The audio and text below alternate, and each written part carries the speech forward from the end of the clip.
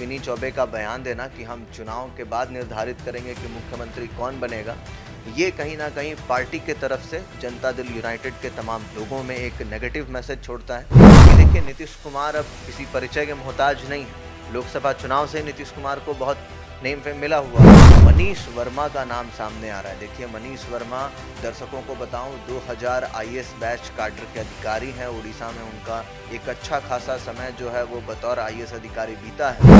सलाहकार थे ही, साथ में सोशल मीडिया पर भी लगातार एक्टिव थे। चुनाव के दरमियान भी उनकी जो तमाम सक्रियता थी वो देखने को मिली थी, भूमिका। नमस्कार, मैं स्वीटी और आप देख रहे हैं अनविशी 24। कल यानी 29 जून को दिल्ली में राष्ट्रीय कार्यकारिणी की बैठक होने वाली है। इस बैठक में कई दिग्गज जो है शिरकत करेंगे। ऐसे में इसी बीच जो है वो खबरें ये निकलकर सामने आ रही है कि अश्विनी चौबे का एक बड़ा बयान आया है और ये अश्विनी चौबे का बड़ा बयान दुनिया में किसी से छुपा नहीं है। क्या कुछ उन्होंने कहा है। ऐसे में कल बैठक होने वाली है, लेकिन इसी बीच एक तरफ अश्विनी चौबे का बयान जो है काफी कुछ कहना चाहती है, लेकिन इसे मुद्दे पर बातचीत करने के लिए हमारे साथ आशीष हैं। क्या लगता है आशीष, कल बैठक होने वाली है, इस बैठक में क्या कुछ बड़ा अहम फैसला लिया जा सकता है? देखिए स्वीटी, कल जनता दल यूनाइटेड के कार्यकारिणी की बैठक है। दिल्ली में बैठक है। आज नीतीश कुमार समेत तमाम जो बड़े नेता हैं वो दिल्ली रवाना हो चुके हैं। इसी के साथ साथ आपको बताते चलें कि जो सबसे अहम फैसला इस बैठक में लिया जाना है स्वीटी, वो है कि कार्यकारिणी अध्यक्ष कौन बनेगा। आप जानती हैं इस बात को कि जब से लल्लन सिंह को हटाया गया था उसके बाद से इसका पदभार नीतीश कुमार ही संभाल रहे हैं। लेकिन अब समय है कि नीतीश कुमार इससे ऊपर उठें और तमाम चुनाव की भी तैयारियां करनी है, उसमें भी लगना है। जानती हैं आप, अक्टूबर के महीने में अगले साल चुनाव भी है। तो ऐसी स्थिति में इन तमाम चीज़ों को ध्यान में रखते हुए पार्टी महासचिव की भी पद जो है वो फिलहाल खाली है, क्योंकि उपेंद्र कुशवाहा जो हैं, जब से अपनी पार्टी बना करके अलग हुए हैं तब से वो भी जो पार्टी का पद है वो खाली चल रहा है। तो ऐसी स्थिति में राष्ट्रीय कार्यकारिणी की बैठक में ये दोनों जो पद अभी रिक्त हैं इसको भरने की तैयारी है।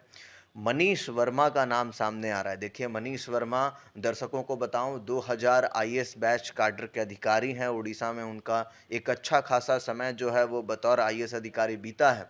फिर उसके बाद वो बिहार आए। बिहार में उन्होंने कई जगह पर अपनी सेवा दी। फिर उसके बाद वो वीआरएस लेकर के, वॉलंटरी रिटायरमेंट जो होता है वो लेकर के, फिर उसके बाद मुख्यमंत्री नीतीश कुमार के जो निजी सलाहकार कह सकते हैं, अतिरिक्त सलाहकार कह सकते हैं, वो बन गए। अब उसके बाद स्वीटी, बात यह है कि केवल इसी से ये बात तय नहीं लगाया जा रहा है, कयास कुछ ऐसे लगाए जा रहे हैं और वो भी इसलिए लगाए जा रहे हैं क्योंकि ये नीतीश कुमार के तो सलाहकार थे ही, साथ में सोशल मीडिया पर भी लगातार एक्टिव थे। चुनाव के दरमियान भी उनकी जो तमाम सक्रियता थी वो देखने को मिली थी, भूमिका जो थी वो देखने को मिली थी। और ऐसी स्थिति में लग रहा है स्वीटी कि मनीष वर्मा को या तो पार्टी के महासचिव के तौर पर चुना जा सकता है, नहीं तो कार्यकारिणी अध्यक्ष भी बनाया जा सकता है। अश्विनी चौबे के इसी बीच बयान आना क्या कुछ संकेत देता है? बिल्कुल स्वीटी, इस समय देखिए ये बहुत संवेदनशील समय है, क्योंकि आप केंद्र की सरकार में भी नीतीश कुमार की एक अपनी भूमिका है। उनके बगैर, उनके बैसाखी के बगैर सरकार चलाना बड़ा मुश्किल है। केंद्र में सरकार ही नहीं बन पाती। नहीं, सरकार तो बन जाएगी लेकिन मुश्किल बहुत होगा। और ऐसी स्थिति में इस तरीके से अश्विनी चौबे का बयान देना कि हम चुनाव के बाद निर्धारित करेंगे कि मुख्यमंत्री कौन बनेगा, ये कहीं ना कहीं पार्टी के तरफ से जनता दल यूनाइटेड के तमाम लोगों में एक नेगेटिव मैसेज छोड़ता है। नीतीश कुमार का चाल चरित्र किसी से छिपा नहीं है। सब जानते हैं कि नीतीश कुमार कब पलटी मार देंगे, ये कोई नहीं जानता। नीतीश कुमार ये भी समझ रहे हैं कि केंद्र में उनकी भूमिका ज़्यादा नहीं है, क्योंकि केंद्र में अगर उनको ज़्यादा भूमिका चाहिए होती तो उनको तो डिप्टी प्राइम मिनिस्टर का पद इंडिया गठबंधन की ओर से ऑफर किया गया था, तो वो उधर भी जा सकते थे। बिल्कुल, बिल्कुल। लेकिन वो तो नहीं गए। तो इससे में साफ स्पष्ट होता है कि नीतीश कुमार को बिहार की ही सत्ता अभी चाहिए। और ऐसी स्थिति में अगर इस तरीके से बयान बीजेपी की ओर से आता है तो, हालांकि देखिए बाद में ये बातें भी निकल करके सामने आई कि अश्विनी चौबे के व्यक्तिगत बयान है। फिर उसके बाद अश्विनी चौबे फिलहाल न सांसद हैं, न मंत्री हैं, न पार्टी में किसी पद पर फिलहाल हैं। तो ऐसी स्थिति में अश्विनी चौबे का जो बयान है वो उनका निजी है, इसको लेकर के इतनी बातचीत नहीं होनी चाहिए। लेकिन कहीं ना कहीं स्वीटी, इस तरीके की बात अगर कार्यकारिणी की बैठक से पहले आती है तो नीतीश कुमार के बारे में तो सब जानते ही हैं, कब पलट जाएंगे इधर से उधर। तो राष्ट्रीय अध्यक्ष किसको बनाना जाएगा? देखिए बिल्कुल, राष्ट्रीय कार्यकारिणी जो अध्यक्ष बनाए जा सकते हैं वो मनीष वर्मा का नाम मैंने बताया वो सामने आ रहा है।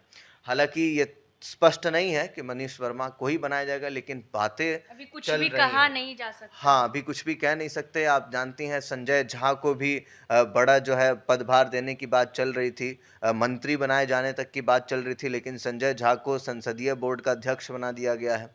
तो ऐसी स्थिति में संजय झा कुछ न कुछ तो बन ही चुके हैं।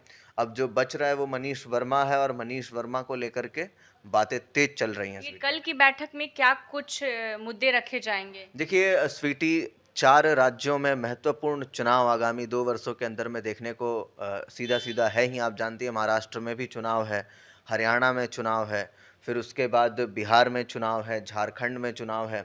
ऐसी स्थिति में नीतीश कुमार और तमाम उनके जो पार्टी के वरिष्ठ नेता हैं, वो एक साथ बैठेंगे, बातचीत करेंगे कि उनको कहाँ-कहाँ चुनाव लड़ना है। क्योंकि देखिए नीतीश कुमार अब किसी परिचय के मोहताज नहीं है।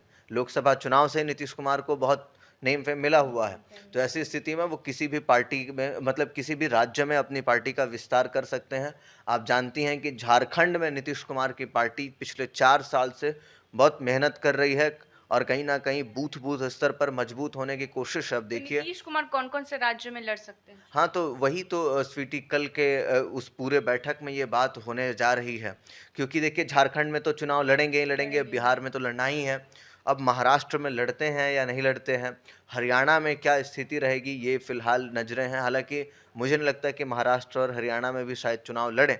लेकिन फिर भी फ़िलहाल स्वीटी, जो सबसे ज़्यादा अहम बड़ा मुद्दा है, वो है 2025 के विधानसभा चुनाव।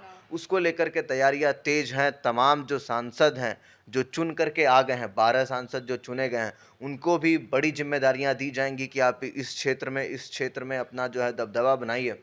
और इस बार एक और चीज़ दिलचस्प होगा स्वीटी, वो कुछ ये है कि अब की बार नीतीश कुमार फिर से बड़े भाई के रोल में आ सकते हैं। क्योंकि देखिए मात्र 43 सीटों पर अभी नीतीश कुमार सिमटे हुए हैं, जनता दल यूनाइटेड बिहार विधानसभा में। लेकिन जिस तरीके से 12 सांसद जीते हैं, तो एक सांसदी के अंदर लगभग 6 से 7 विधायक आते हैं, तो 12 छक 72। अब ऐसी स्थिति में 72 विधानसभा सीट पर तो ऐसे ही बढ़त बनाई गई है नीतीश कुमार के द्वारा, और एनडीए के साथ रहेंगे तो और तो बढ़त मिलनी ही है।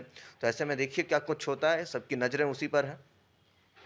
तो आपको बता दें कि अब देखने वाली बात होगी कि कल कार्यकारिणी की बैठक में क्या कुछ बड़ा फैसला लिया जा सकता है, किन मुद्दों को ज़्यादा हाईलाइट किया जा सकता है, क्योंकि बता दें कि 2025 विधानसभा का चुनाव भी होने वाला है। इसको लेकर भी लगातार तैयारियां जोरों शोरों पर है। ऐसे में कई किन राज्यों में नीतीश कुमार चुनाव लड़ सकते हैं, ये भी कल बड़ी मुद्दा ये रखा जाएगा। इस बैठक में तमाम जो दिग्गज हैं वो शिरकत करेंगे। ऐसे ही तमाम खबरों के लिए देखते रहे NBC 24। धन्यवाद।